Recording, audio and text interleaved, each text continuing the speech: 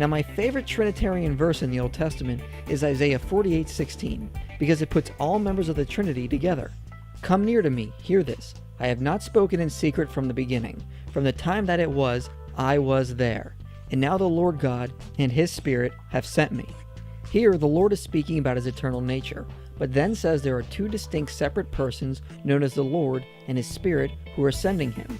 In one verse, we see the entire teaching of the Trinity. Three separate divine beings who are all God.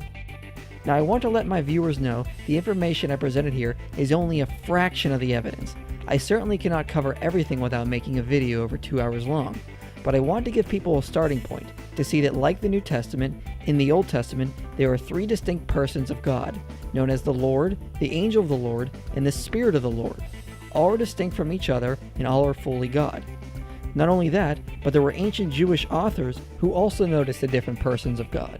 Philo of Alexandria, for example, differed with Christianity a little and argued that the Hebrew Scriptures taught that there were two separate gods who made creation, since God was deemed untouchable in all ways. According to Philo, the world was created by extensions of God, known as the Spirit of the Lord and the Memor of the Lord, which translates in Greek to the Logos, which translates in English to the Word.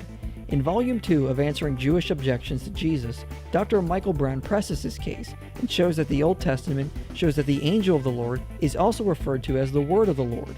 So when John wrote his Gospel and said, "In the beginning was the Word," he wasn't the first to call the second member of the Trinity the Word.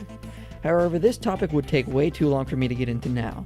But I think it is clear that the fraction of the evidence I covered clearly shows Unitarianism is not in the Old Testament.